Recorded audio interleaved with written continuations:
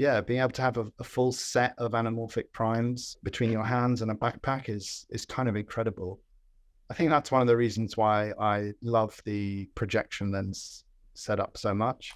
I decided to make a video called Everything Wrong with Anamorphic Adapters. And then I wrote 8 pages about why I was sick and tired of using adapters. And I was like, man, I don't think this is the only perspective of this story.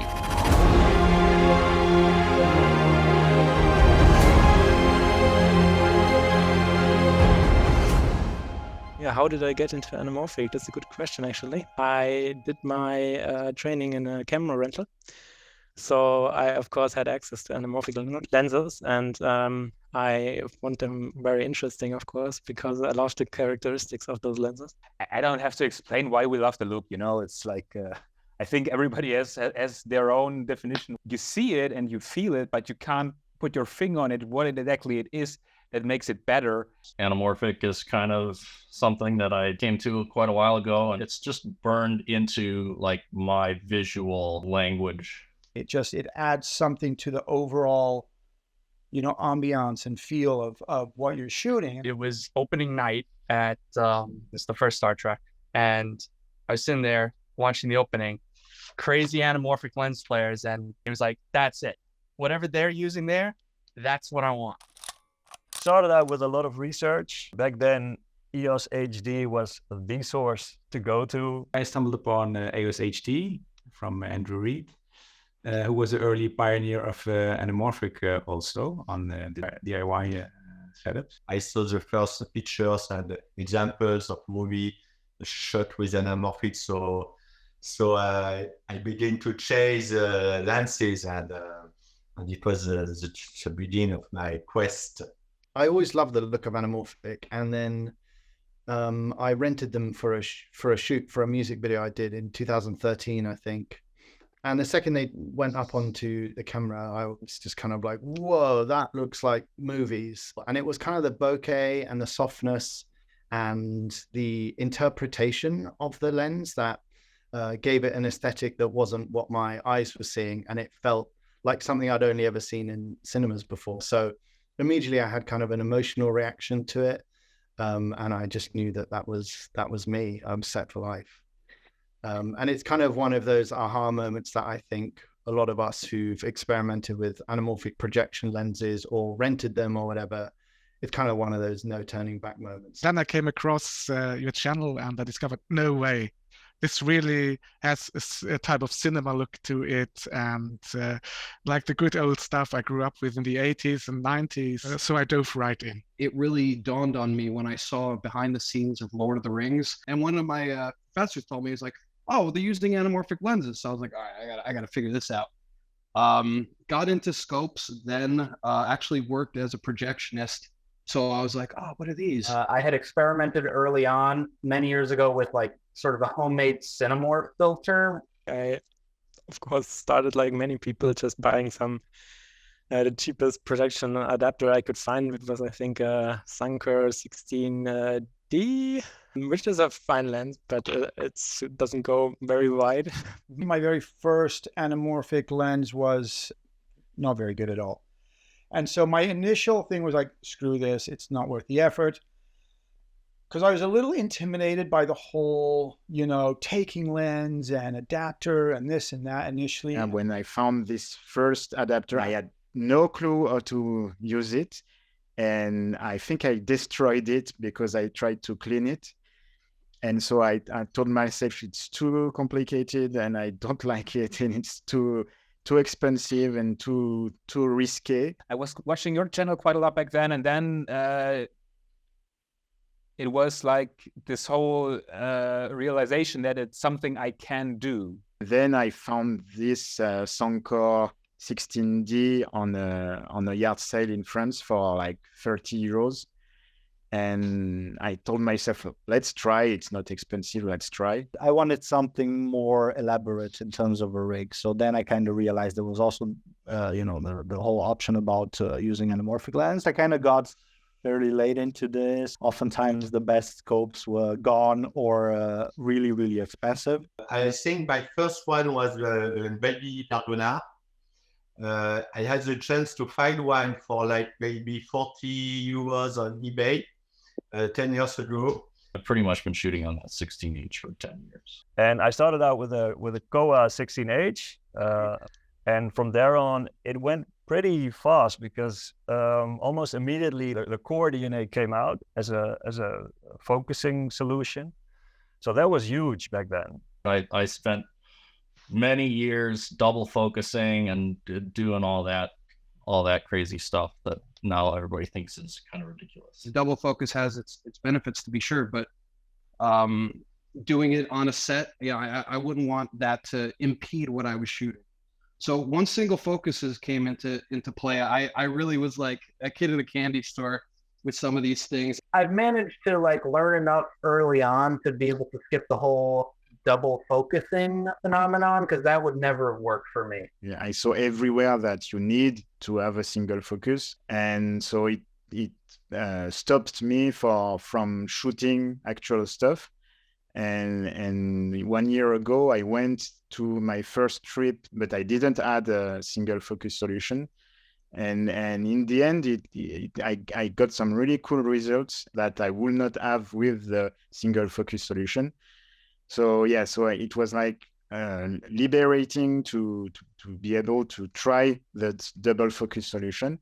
And then when I finally got my single focus, it was like now I'm really good at framing. It was that moment that I felt like I was ready to shoot more videos like that. My biggest aha moment was when I first got my Kowa 16H, and I really loved the double focusing and the image that I got from double focusing it. I loved the size of it when I was double focusing it, and it seemed like the dream lens. And then the minute I put a variable diopter on it, it ruined my entire experience. That I tried to shoot something small for a colleague of mine with a double focus setup, and it was cool, but it felt very stagnant. You could very much feel the restrictions in the shooting. And I realized how much I was focusing on the tool and not what I was doing there. Tinkering with gear or whatever, where like you lose yourself in what you're doing, and like, you just become like hyper focused on it. I don't want to have to live like that, because it takes away from creativity, and it takes away from being a good filmmaker. You're doing something that's cutting edge and like ahead of everyone else around you, but then at the same time you're shooting yourself in the foot. I don't shoot as much as I'd like, just because life gets in the way a bit. But the building and tinkering is fun. Okay, when I was young, I was playing Lego and Meccano. This is the same thing for me. I'm 49 now, and I'm playing and measuring all the stuff, and it's very, very. I like this a lot. Yes, How many adapters do you currently own? Just before I counted them, I'm at 25 right now. Way too many. And yes, I have not used all of them yet. I think in total, probably like 10 to 15. Currently about, I think, 6 or so. I've owned a lot, but I keep selling the ones that I'm not shooting with. I would say at least I've had up to 12, probably. So I've wasted a lot of money. I do have a couple of Avascope 1.75x lenses. So I have a couple of travel scopes, a couple of Sankor 5e, and there's a couple others on the shelf. I've got a Schneider and an ISCO. I did have like 30 at some point though, so I think I'm doing pretty well. The gas is under control. There's always this gas argument, the gear acquisition syndrome thing, where people buy stuff and don't use it, and I am totally guilty of this. So it's like a treasure hunt, it's both in terms of vintage spherical glass, but especially when talking anamorphics, and the hunting part of it is a big part of the fun. But all these other older lenses, I'm too scared to put them in front of the lens or actually use them in a real setting outside. And they're super rare. And then once a lens is gone. So even if I rent it to somebody and they break it, well, it'll take me 6 months to find another one. I'm very scared of breaking my new anamorphic, which is the Historama Pre-36. Mm-hmm. And as you see, I make the do-it-yourself housing with it. So now you can. I hope you can fall on the floor and don't break. So my new quest, it's not the anamorphic, because now I think I have the best one. For me, it's the best one, this trauma. So now I'm looking for the best pairing taking lens. And this is one big advantage that I have with them is you can mix and match. You can get the set that you want. All the different combo and mix you can do with the taking lenses, because I have so many weird taking lenses already. You can customize them to a very big degree, so you can like swap spherical parts and swap the anamorphic parts and create your own custom look with that, from flare color to everything. You know, some people like it really small and simple. Other people like to rig it out more for other type of uses. I've been tinkering and working with this stuff. There have been so many tiny aha moments, each one building on the other. And every time I thought it was the last thing I needed. Every step along the way brings, well, the realization that this is not, this doesn't work ideally. So it's been a real aha and also, oh no, journey. There's always something to improve, but it's not always necessary to do so. You have to find your way out or you get tangled up. I like shoulder setups personally for my style of shooting. I think it has the best organic movements. So I'm looking for balance within a rig. I think it took me probably about 2 years of experimenting to get to a setup that I was happy with. And I've got this really cool kind of like magnetic quick release system, where if I'm changing a taking lens, I basically can kind of take the camera out like that, swap a lens, and then just pop it back in like that, and yeah, drop it off. You can see the 2 spots for your main 15mm rails, and then off of this little rail block, I put one of these funky little single rail things. It lets me put this focus motor here. I have a self-made clamp for it to attach it to the taking lens to the scope. And I have a support that I also did myself. Push it on, pull the lever, and you're done, you know? It's and this is quite fun for me to develop these things. I'm using magnetic Xumes from Manfrotto. They are great because they make sure that your scope is perfectly centered in front of your taking lens. And you get this nice firm click whenever you do a lens swap. You just place it back and you hear the click, and then you can just lock it, and it's like really steady like this. So if you don't lock down your anamorphic part very well, as soon as you start focusing, you might have micro jitters.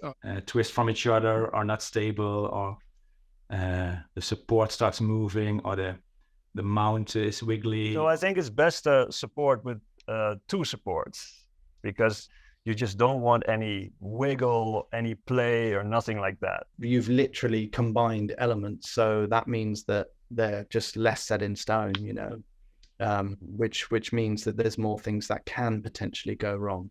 Just maintenance. You know, these things need love. So I would encourage anybody that's got any of those style of projection anamorphics, whether it's a Sankor or whatever, crack that thing open and put in the time to get it kind of situated, because you'll probably be surprised at what it can do. Like tuning or cleaning or stuff like that. If you're into do-it-yourself anamorphics, this is a skill you learn fast, because there's no one else to do it. The desire to use a projector lens in a custom setup versus using, you know, an actual cinema lens, they're going to yield different results, like using practical effects versus just VFX. Well, I was always curious how they compare to like cinema anamorphic lenses. And because of that, we wanted to do a shootout. I took out some lenses that were in the rental at the time. We did some grids and all sorts of tests with the cinema anamorphics, and used some Leica, small Leica spherical lenses, and attached our projection lenses to them. And so we had some quite nice comparison between the two. And yeah, the anamorphic lenses from the projector held up quite well. They actually were sharper in a lot of cases than the cine lenses. and also faster, of course. But they have their other drawbacks. If you want to create like something more arty and more custom, then I love those lenses, and just to play around with them and do some private stuff, they are absolutely great. But in a bigger production context, when you have like 200, 400 people on set, then it's starting to get a bit more trouble than it's worth. It's just a time economics issue, because on a professional set, time is money. The frustrating thing for me is that it feels like it's so close. You know, we've got Rapido Technologies, we've got Rectilux. All of that support gear is like 90% of the way to where I wouldn't even worry about it, but there's always this last 10% that's just not quite there. When I was working with cinema lenses, I really noticed that the image you want is like the image you get, whereas with the DIY adapter, sometimes the image you want isn't the image you get. And that could be a few things. Like that could be maybe the fact that you spent more time tinkering with it to actually make it work, and then less time on lighting and maybe ND to make sure that you're getting the proper fall off and stuff like that. So, you know, a lot of people I know that are working with adapters are fine, and they do a great work, and they have it on rail block, and they have the whole thing locked down, and it totally works. But there's still that chance you could mess with back focus, or you could mess with something you won't notice it till it's too late. And that to me is one of the biggest concerns working with adapters. But certainly I am completely aware that there's a difference between my setup and a Cine lens setup. I think the interesting question, isn't it, is would you trade this in for a Cine lens set if you could? And I don't think it's an easy yes to that, actually. It took a while before I actually started to bring it along to professional shoots, because I wanted to make sure that everything is stable. Like stability is the key. If you're stable and you've got your focus on that, you can make fast lens swaps, and that you have enough different focal lengths to choose from within a project.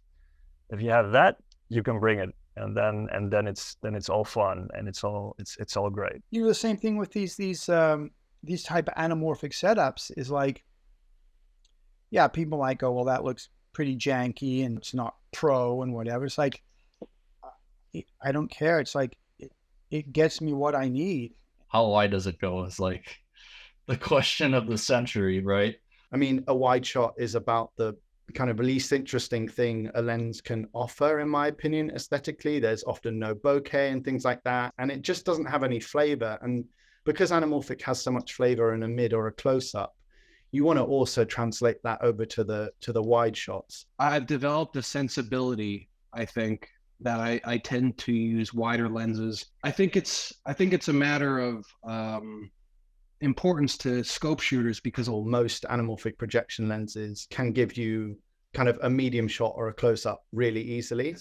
For me, the reason why anamorphic is so cool is that I can take this this lens and I can add it to whatever, the 50 millimeter, and you're getting 50 millimeter height, but you're getting 25 millimeter width, more or less. You're getting a wide angle with the portrait lens. So I can get a wide shot of you having a coffee, and everything is out of focus, and it's like this perfect portrait shot, but it's still super wide. And I think that that's a beautiful thing. You really have to think about which focal lengths you can actually use, because if your sensor size is too high, then you can't start at, let's say, 35 or 40 or 45. You have to start at 50, and after 50 and 55 and 58, there's a huge gap within photography lenses. The thing that separates one adapter from another is the question of how much further you can take your wide shots. And so when people are looking into adapters, they want to choose one that is the most flexible for all their needs. The other thing is that I think people really like the aesthetic of anamorphic plus wide angles. Like, who doesn't love a Wes Anderson kind of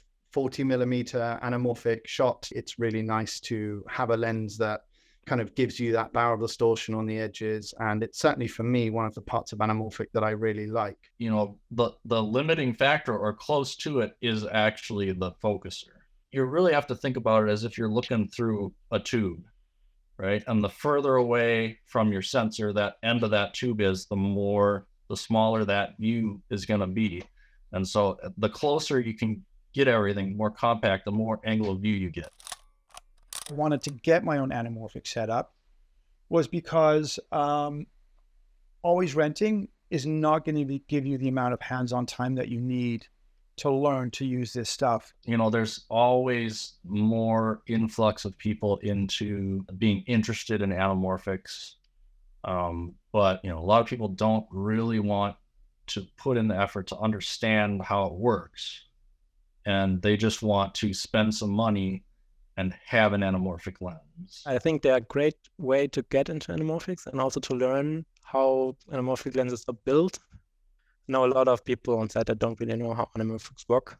And if you come from an adapter background, you often have a bigger understanding of what is actually going on in there. One of the things that I will say for shooting with adapters is that, you know, having to like basically take the spherical elements, the anamorphic elements, and build a lens them, you know, by myself lets me better understand the differences of the different lenses. You know, why a Koa is different from Panavision is different from an Atlas.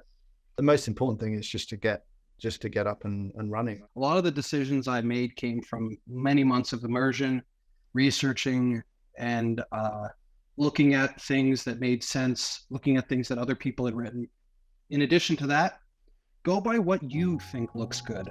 Don't go by what other people think looks good. I'm just really thankful that thanks to a do-it-yourself anamorphic community that we can make great stuff really in an affordable way. Like owning a set like this, I mean, it's mind-blowing. And I think this is totally fair to grow out of something, which doesn't mean, you know, only because you did all these adapters, so I don't have to tell you how adapters work. But if they work for me, I don't have to care for what you think of them now, but I still can take your information. Then don't think, oh, Tito is just a, you know, he's just a sellout. Now he only does the high-end stuff, you know?